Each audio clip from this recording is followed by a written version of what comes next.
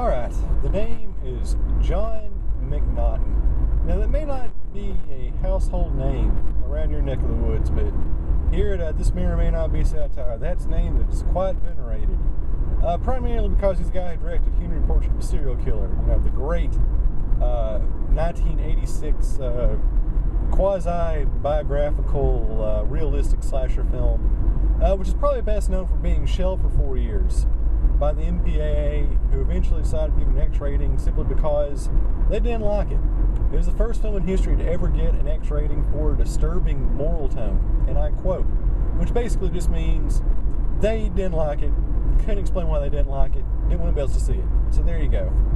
31 Days of Horror, 31 Days of Halloween. We're not looking at Henry Portrait of a Serial Killer, but we are looking at the companion piece to Henry Portrait of a Serial Killer by John McNaughton. And it's a film which is just worlds different from that film.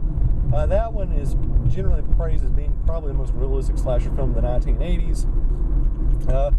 This film, The Borrower, not remotely realistic whatsoever. It's one of the weirdest films from the early 1990s, and that is saying something. Basically, what are we working with here? Where to begin?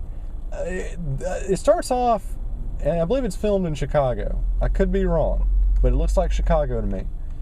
And there's some guys out in the hinterlands of Illinois who are out doing some spotlighting, which basically means they're illegally hunting deer. And they're sitting there, and they've got their homemade silencers made out of Sprite bottles. This movie is so weird. I don't even know where to begin. And all of a sudden, an alien shows up. But you see, it's not just any normal alien. It's an alien who has been sentenced to Earth because he's an absolute lunatic. So, of course, he shows up, he kills one of the guys. The other guy goes to town, tries to warn everybody, hey, Chicago, watch out, there's an alien who's running around killing people. And it's not just any alien, because it could be, basically your basic, extraterrestrial, green skin and antennas. But no. This is an alien creature who can only live by ripping off other people's heads and wearing them. So it's, I don't know, it's kind of like Kid Chameleon on the Genesis in a way. That's kind of the general story of what's going on. Or Decap Attack, that was it. That's basically what this movie is. Decap Attack is a hardcore sci-fi, horror, urban fiction work. So if that doesn't have your attention, I don't know what will. I mean, that has my curiosity piqued, and it's such a weird movie. It kind of begins with like the alien kind of like doing sort of like a anthropological study where he's hanging out with the homeless in Chicago, and he learns about, soup kitchens, and the other people there are really mean to him. They drop like a rat in his porridge, beats it anyway because the alien doesn't know any better. And you got Rae Dawn Chong, who plays like the police woman who's slowly figuring out that there's some extraterrestrial menace behind all these killings going on. And you have like all these other subplots going on. It's just absolute bonkers. I mean, where to begin? And so anyway, he rips off people's heads, and there are finally these decapitated victims, and Rae Dawn Chong's like, hey, something's not right. And it gets weirder and weirder. I really don't want to give away too much of the plot, but I'll just say the following things happen. These are all vital plot points heading into the final act of the film. A puppy. A puppy head on a homeless person. B, the absolute worst garage rock alternative music you have ever heard in your life. Trust me, it's worth going out of your way to hear. And C, a cameo appearance by, get ready for it, the Garbage Pail Kids movie.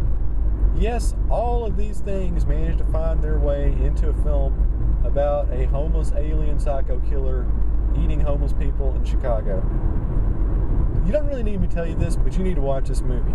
This is one of those films where I think it's probably, it's best known to me because when I was a kid, this film was shown on the local CBS affiliate at 2 a.m. on a Saturday morning for 3 consecutive months, like every weekend. Like, for whatever reason, they would play this movie at the same time.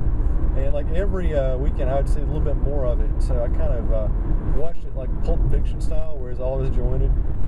So going back today, in watching it in its entirety, the way it was intended to be screened. It really is a sight to behold. So yeah, all of that to say, I mean, The Borrower, like I said, it's not a great film, but it's certainly interesting. It's something entirely different from what you're used to. It tries to do something different. You got all this weird stuff going on, and it's very enjoyable. I mean, it has a completely different atmosphere from most films of the time frame, and I really enjoyed it. It's weird, it's esoteric, it does something new. There's some social commentary going on, but not a whole lot, and just a lot of really weird, freaky, idiosyncratic, late 1980s, early 1990s stuff going on in this one. And for that reason alone, I encourage you to watch this one. So, The Borrower, not to be confused with The Borrowers, I'm going to give 3 pieces of candy corn out of 4. It's quite entertaining, really outstanding genre material. So, go check it out. I give it 2 thumbs. Or is it heads?